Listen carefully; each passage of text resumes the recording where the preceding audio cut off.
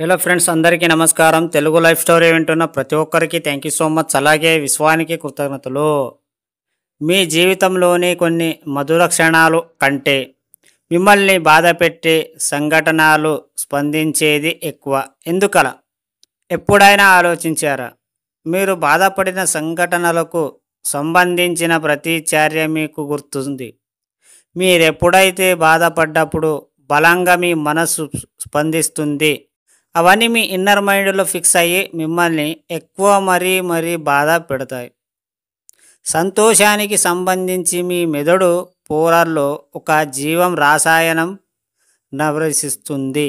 కానీ బాధపడ్డప్పుడు మీ కండరాలు బలహీనంగా తయారవుతాయి. కాబట్టి ఇప్పుడు బాధపడడమా, సంతోషపడడమా మీరే నిర్ణయించుకోండి. సంతోషంలో ఆనందం, ఆరోగ్యం అన్నీ ఉన్నాయి. అనుకోకుండా మీ అవసరాన్ని మించి డబ్బు లభించినప్పుడు ఎంతో సంతోషంగా ఉంటారు. అనుకోకుండా మీరు ఆరోగ్యంగా ఉన్నట్లు ఫీల్ అవుతారు. మనం ఏదైనా చేయగలమని నమ్మకాన్ని కలిగి ఉంటారు. కాబట్టి ప్రతి క్షణం డబ్బు సంపద కొరకు మాత్రమే ఆలోచించండి. అప్పుడే మీరు అన్ని రకాలుగా బాగుంటారు. Yes, wealth is health and abundance everything. ప్రతిరోజు చెప్పండి, ఐఎమ్ అబుడెన్స్. మీరు ఏదైతే చూస్తారో అదే మీ మైండ్ తీసుకుంటుంది. ఎప్పుడు కూడా సమృద్ధిగా ఉన్నాను అనే కోరుకోవాలి. పదే మీరు ఆ పదం వాడాలి. ఎందుకంటే ఏదైతే వాడతారో అదే మన మైండ్ తీసుకుంటుంది. మీరు ఇన్నర్ మైండ్కి ఏదైతే ఇస్తారో అదే అలవాటు అయిపోతుంది.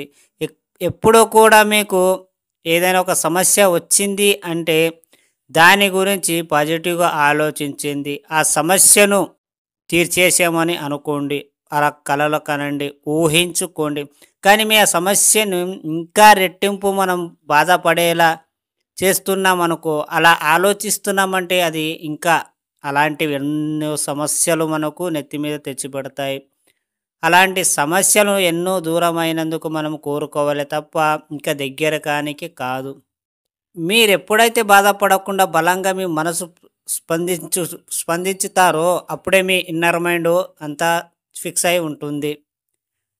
మీరు మీ మైండ్కి ఏదైతే ఇస్తారో అదే తీసుకుంటుంది. కానీ మీరు పాజిటివ్గా ఆలోచించండి. ఎక్కువ శాతం నెగటివ్ అనేది అస్సలు ఆలోచించకండి. ఏ సమస్య అయినా ఎదిరించగలను అని మీరు ధైర్యాన్ని పెట్టుకోండి. అర్థమైందా? ఈ స్టోరీ విన్న ప్రతి ఒక్కరికి థ్యాంక్ యూ సో మచ్. అలాగే విశ్వానికి కృతజ్ఞతలు.